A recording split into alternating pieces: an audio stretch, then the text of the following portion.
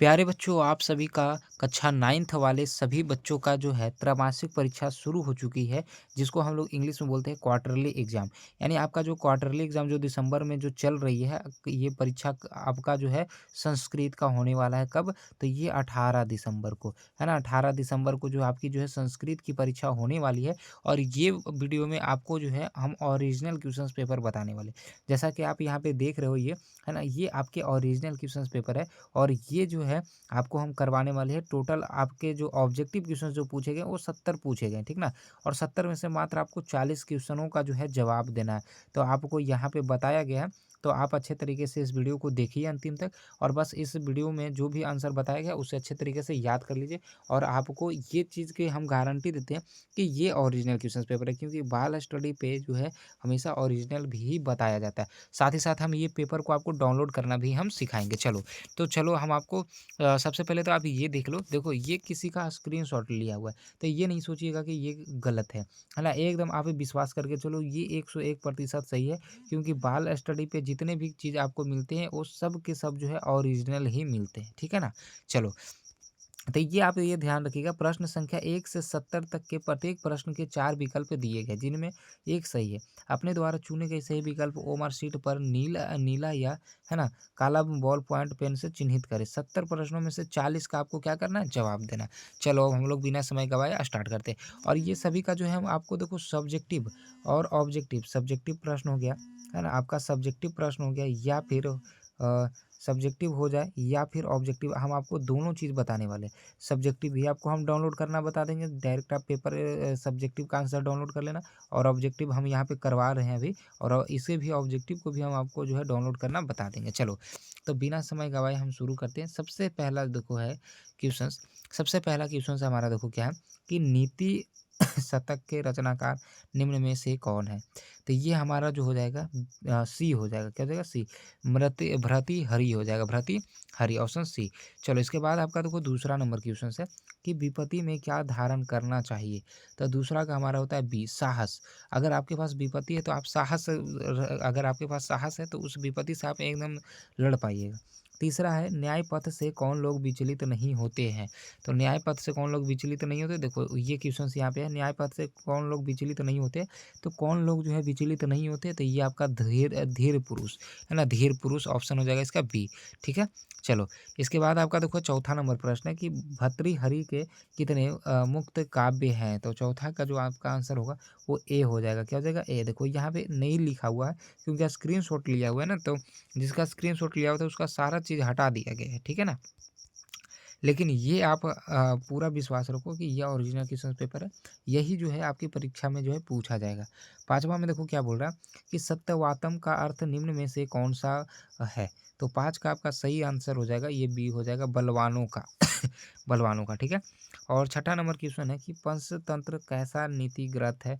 तो छठा का आपका हो जाएगा बी हो जाएगा, कथात्मक हो जाएगा, ऑप्शन हो जाएगा बी। और 7वाँ नंबर है कि किसे ब्रह्मा भी नहीं समझा जा सकते हैं? किसे ब्रह्मा भी यानी ब्रह्मा भी नहीं समझा सकते हैं, है ना? तो किसे नहीं समझा सकते हैं, है ना? ब्रह्मा भी जो है किसे भी नहीं समझा सकते हैं, तो ब्रह्मा जो है अल्पज्ञ को नहीं समझा सकते, अल्पज्ञ जो आदमी है उसे नहीं समझा सकते, ऑप्शन सी। इसके बाद आपका 8वाँ है कि बुद्धि की अज्ञानता को कौन हरती है? बुद्धि की अज्ञानता को कौन हरती है? तो ये हो जाएगा सस्वरगंती, ऑप्शन हो जाएगा ए। और अगला है 9वां कि वर्णतकर नामक पुस्तक के लेखक निम्न में से कौन है? तो 9 का आपका डी हो जाएगा यहाँ पे, सॉरी 9 का डी हो जाएगा यहाँ पे, आचार्य ज्योतिरीश्वर ठाकुर। इसके बाद आपका देखो 9वां नंबर प्रश्न है कि वर्णनात्मक नामक, अच्छा ये तो हम लोग कर ही लिए ना 9वां का। चलो अब हम लोग 10वां देखते हैं।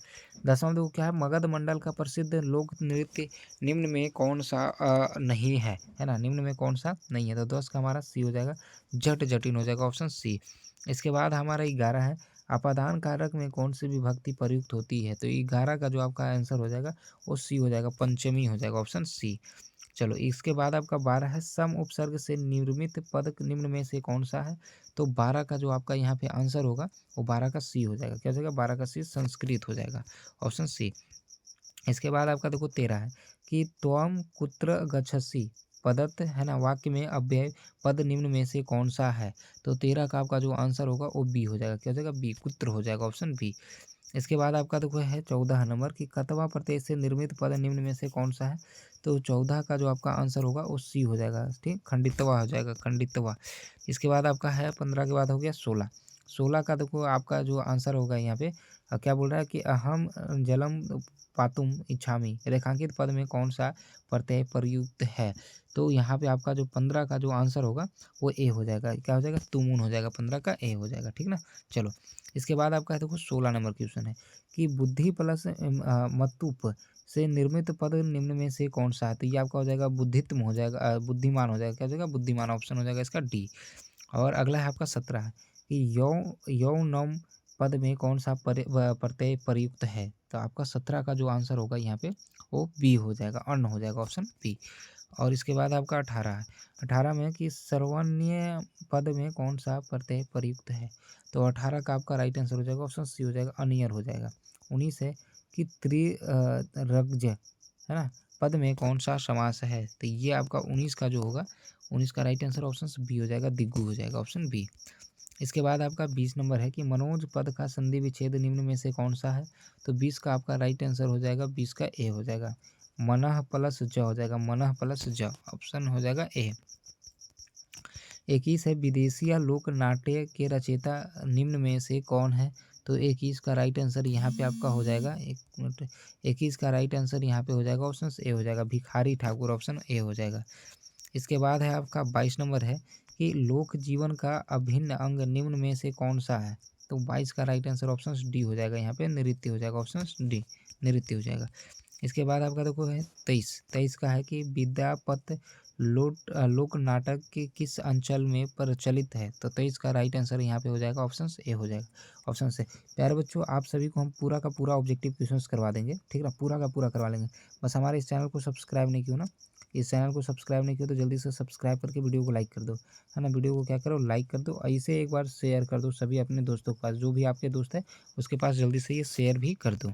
चलो, इसके बाद आपका देखो 24 है कि है ना, पछाश्री जगदम्बा देवी किस कला में निपुण थी? तो 24 का जो आपका यहाँ पे आंसर होगा वो बी हो जाएगा, चित्रकला में, ऑप्शन बी हो जाएगा। इसके बाद आपका 25 है कि वर्णात्रन नामक ग्रंथ में नृत्य के कौन से भेद नहीं बताए? तो 25 का जो यहाँ पे आंसर होगा वो डी हो जाएगा, 25 का क्या हो जाएगा, डी हो जाएगा, भरतनाट्यम। और इसके बाद आपका देखो 26 में क्या बोल रहा है, ईद महोत्सव पाठ का मुख्य संदेश क्या है? तो 26 का आपका आंसर यहाँ पे डी हो जाएगा, उदारता। और यहाँ पे जो भी रहे उदारता, आप ये वाला याद रखिएगा, ऑप्शन हो जाएगा डी। इसके बाद आपका 27 है कि ईद महोत्सव का प्रमुख पकवान निम्न में से कौन सा है ना। तो ईद में कौन सा बनता है? तो सेवैया बनता है, ऑप्शन हो जाएगा इसका, क्या हो जाएगा, सी। इसके बाद आपका 28 है कि ईदगाह का अर्थ निम्न में से कौन सा है? तो 28 का राइट आंसर यहाँ पे हो जाएगा, ऑप्शन ए हो जाएगा, है ना, नमाज का अर्थ हो जाएगा, ऑप्शन ए हो जाएगा। अगला है 29 है कि अत्याकर्षम ईद है ना पर्व अस्थि रेखांकित पद का प्रश्न निर्माण निम्न में से कौन सा है? तो 29 का आपका राइट आंसर ऑप्शन ए हो जाएगा, कीदृशम हो जाएगा, ऑप्शन ए। 30 नंबर है कि रमजान के महीने में किसे देखकर रोजा रखा जाता है? तो 30 का ऑप्शन बी हो जाएगा, चांद को, है ना, ऑप्शन बी हो जाएगा, चंद्र हो जाएगा। और 31 है कि प्रत्यय शब्द में कौन सा उपसर्ग प्रयुक्त है?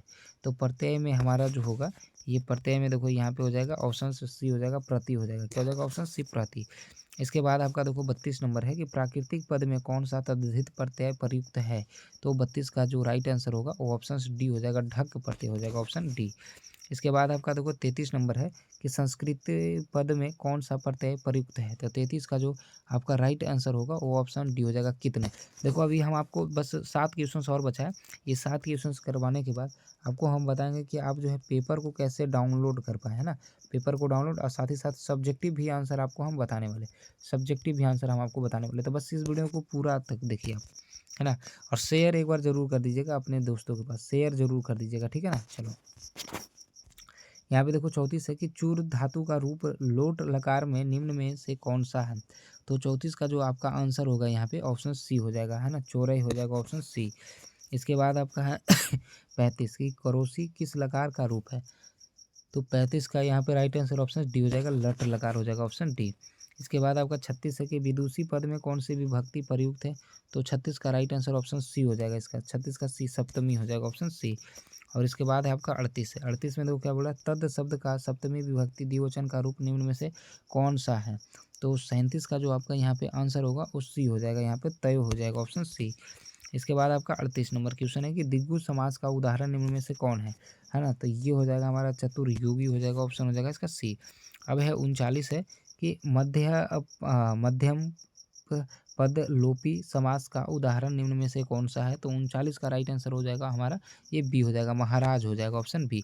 और लास्ट यानी कि 40वां, जैसे 70 ऑब्जेक्टिव है लेकिन हम आपको जो यहाँ पे 40 ही ऑब्जेक्टिव बता रहे हैं क्योंकि आपको 40 ऑब्जेक्टिव ही बनाना है। तो 40वां है कि दशानन शब्द समस्त पद में कौन सा समास प्रयुक्त है, तो बहुव्रीहि हो जाएगा, राइट आंसर हमारा इसका का बी। अभी और आगे क्वेश्चन, अच्छा सॉरी, यहाँ पे टोटल 40 क्वेश्चन ही हमारे पास है ना, पूरा 70 क्वेश्चन हम नहीं लेके आ पाए हैं, हम आपके लिए 40 ऑब्जेक्टिव क्वेश्चन लाए हैं और ये सारे के सारे ओरिजिनल है। अब चलो बताते हैं आप सब्जेक्टिव का कैसे पेपर डाउनलोड कर पाओगे, सब्जेक्टिव का आंसर है, सब्जेक्टिव का आंसर और प्लस में ये पेपर, ये अभी जो देख रहे थे इसका ऑब्जेक्टिव, तो सारा कुछ देखो आपको मिल जाएगा हमारे वेबसाइट पे, हमारा जो साइट है उस पर मिल जाएगा, जहाँ पे जाने के लिए आपको गूगल खोलना होगा और गूगल पे आपको सर्च करना होगा bsbcareer.in, ये चीज़ आपको सर्च करना होगा गूगल पे bsbcareer.in, ये मेरा ऑफिशियल है ना, या इसी पे जो है सब कुछ डाला जाता है। यहाँ पे आपको देखो क्लिक करना होगा, जैसे सर्च कीजिएगा यहाँ पे क्लिक करना होगा।